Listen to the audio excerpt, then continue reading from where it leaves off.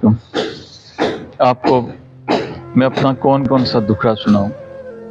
मेरे पास एक बड़ा प्यारा सा बच्चा आता है होटल वालों का नाश्ता वगैरह लेके ना, मेरा ख्याल में 11 साल उसकी उम्र होगी।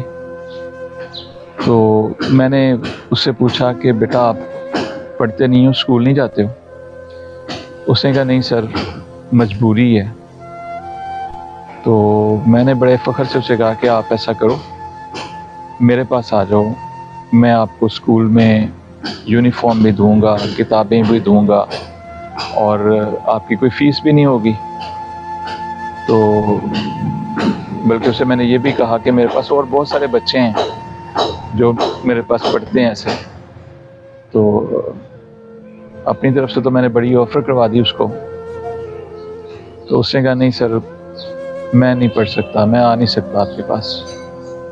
तो मैंने उससे कहा कि जब आपसे फ़ीस नहीं ले रहा, आपसे मैं यूनिफॉर्म के पैसे नहीं ले रहा, किताबों के पैसे नहीं ले रहा, तो फिर क्या दिक्कत है? तो वो उसकी आंखों में आंसू आ गए। उसने कहा सर यहाँ मैं सुबह 5 बजे आता हूँ, नमाज के फ़ौरन बाद मैं इस होटल पे आ जाता हूँ और आके पहले होटल की सफाई करता हूँ, फिर मैं बर्तन धोता हूँ, फिर मैं हर वो ऑर्डर लेके जाता हूँ जो मेरे दुकान पे आता है, लोगों के घरों में, दफ्तरों में, दुकानों पे।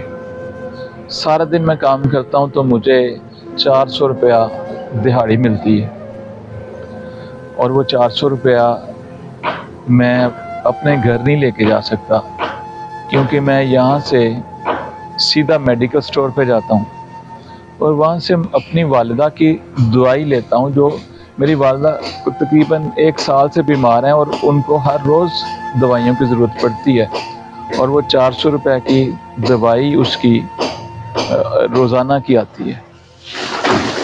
तो मैं वाकई बहुत परेशान हो गया। मैंने कहा बेटा आप फिर घर में बाकी अखराजात कैसे, खाना कैसे चलता है? तो उसने कहा खाना सर हम पकाते नहीं हैं, मैं अपने चाचू के घर से सालन ले आता हूँ और रोटियां ले आता हूँ, तो इस तरह से हम गुजारा करते हैं। तो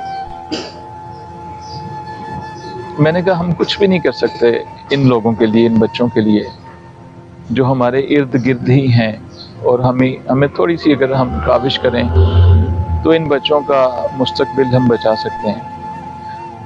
मैं वाकई इस काबिल नहीं हूँ कि उस बच्चे को मैं रोज़ाना 400-500 रुपये अपनी जेब से दूँ और उसको पढ़ने पे आमादा करूँ ताकि उसका मुस्तकबिल कुछ बेहतर हो सके।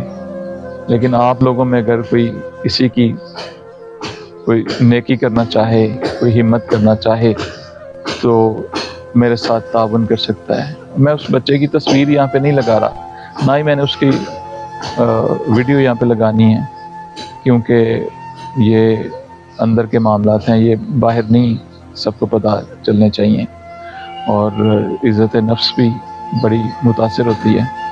तो अगर कोई दोस्त ताउन करना चाहे इस मद में, तो वो बहुत बड़ा कदम होगा, ये बहुत बड़ी नेकी होगी। आपकी बसारतों का, आपकी समातों का बहुत शुक्रिया। अस्सलाम वालेकुम।